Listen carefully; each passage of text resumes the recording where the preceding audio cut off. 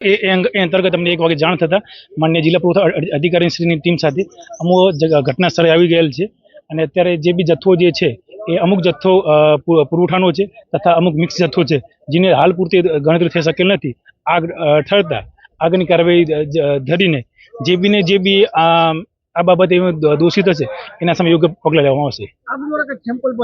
હા, અત્યારે આજનો સેમ્પલ લેવામાં આવે છે. તુવેર દાળનું છે, ચણાનું છે, કે જે અંતર્ગત ક્યાંનો માલ છે, કેટલા સમય જૂનો માલ છે અને ક્યાંથી આવેલો છે, જેની તપાસ હાથ ધરી શકે એ અંતર્ગત. સાહેબ, આમાં અલગ અલગ 2 રાજ્યનો સરકારી અનાજનો બાદકા માટે લખેલું શું એમાં શું એ અંતર્ગત એવું હોય શકે કે જેમ કોઈ બી રાજ્યમાંથી ખરીદી થઈને જેમ ઘઉં ચોખાની ખરીદી અન્ય રાજ્યમાંથી આપણા રાજ્યમાં માલ આવતો હોય છે, એટલે એના આધારે બારદાનની માહિતી લઈને બારદાન કયા સમય જેટલું જૂનું છે, ક્યાંથી આવેલું છે, એની તપાસ હાથ ધરી શકાય.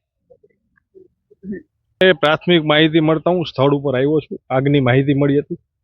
સ્થળ ઉપર આવતા માલુમ પડ્યું કે અહીંયા અનાજની અસંખ્ય બોરીઓ પડી છે, જેની અંદર તુવેર દાળ, ચોખા, ઘઉં સહિતની ખાદ્ય સામગ્રીઓ જોવા મળી છે.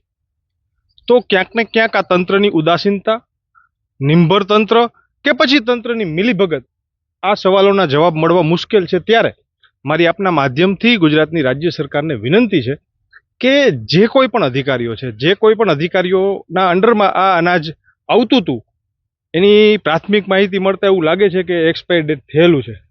તો અત્યાર સુધી આ અનાજ યોગ્ય વ્યક્તિઓ સુધી પહોંચ્યું કેમ નહીં, આ મુખ્ય પ્રશ્ન છે. ત્યારે આ અનાજની બોરીઓ સળગાવવામાં જે કોઈ પણ વ્યક્તિઓ જવાબદાર હોય તેની ઉપર તાત્કાલિકના ધોરણે કાર્યવાહી કરીને ફોજદારી ગુનો દાખલ કરવામાં આવે એવી શહેર કોંગ્રેસના પ્રમુખ તરીકે માગણી છે.